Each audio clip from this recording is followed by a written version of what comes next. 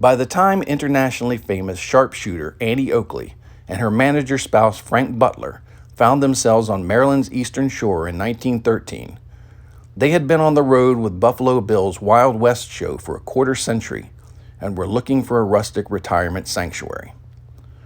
Butler had the idea of settling in Cambridge, which he called a sportsman's paradise, with 4 banks, several fine churches, but no saloons. Oakley, whose career had taken her all over the United States, Mexico, and Europe, declared that she had never seen a river as lovely as the Choptank. From real estate agent Robert H. Matthews, Jr., the couple bought 2 lots on a prime corner facing Hambrooks Bay. Then they started building the first house in a new subdivision on Bellevue Avenue. During the construction, Oakley and Butler lived at the Hotel Dixon and in the Matthews home, where she stored furniture and souvenirs from all over the world. Conspicuous among them was a trunk containing every type of firearm, many of which were given to Annie by European monarchs.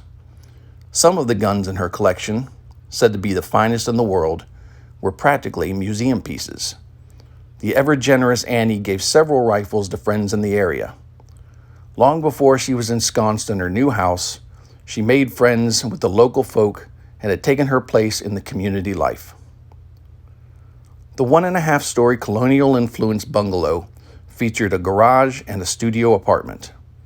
Inside the house, there was a small parlor as well as the kitchen, where the counters were placed to accommodate Oakley's height of barely 5 feet. Annie designed floor-to-ceiling bookshelves for displaying her trophies and awards in the large living area. They put in an unusual 2nd-story deck so they could climb out of their bedroom window and shoot at birds over the Choptank. During their time in Cambridge, Annie and Frank entertained friends who visited on hunting and fishing trips. The couple also hosted local children. Many of the young Cambridge residents attended the parties Annie gave at her home, beginning with shooting demonstrations and ending with the serving of pink lemonade. Although childless herself, she was particularly interested in the young, and it is said that she was always paying for the schooling of at least 3 children. Especially noted for her philanthropic efforts, she never neglected a worthy cause. They helped raise money for the Dorchester County Fair and even put on shooting exhibitions for fairgoers. Oakley would place an apple on the head of her beloved English setter Dave and shoot it off with 1 shot from a .22 rifle. She told the Baltimore Sun she was getting old, but could still outshoot anybody in or near Cambridge.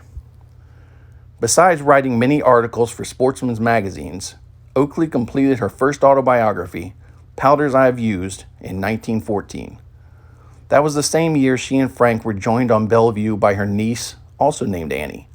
The girl said it was heavenly to sit on the porch and dream. But after a lifetime on the road, Annie Oakley never really got accustomed to retirement in a traditional home. Her spouse called her a rotten housekeeper who went through 7 cooks in 5 days.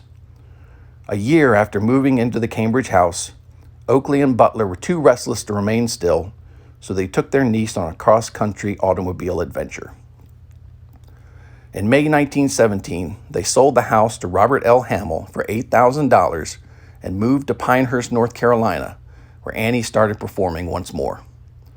She and Frank didn't put down roots again, instead staying in hotels and visiting relatives.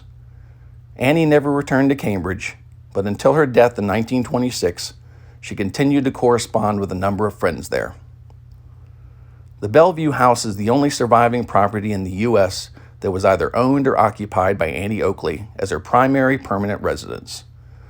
Listed on the National Register of Historic Places on May 7, 1996, it is a private home no longer open for tours. While traveling by train from New York to Cambridge on October 3, 1914, Frank Butler wrote a simple poem expressing the Eastern Shore state of mind and his fondness for it. Here I am on the great white way, where night is turned into day. The awful racket of trolley and train all make me long for home again. There I watch the sun at early day climbing over the river and bay, where the air is pure and minds are too. No hard times and plenty to do. They may have the city with its riot and roar, but for me it's back to the eastern shore, where oysters are big and plenty too. You don't pay $1 for a church fair stew. Where girls are as pretty as any you'll find, and better yet, they are the right kind. Where men are good enough, but not too good. Where our neighbors are just Jim and Bill. We even call our governor Phil. Where the latchstring hangs outside every door, a welcome awaits you on the eastern shore.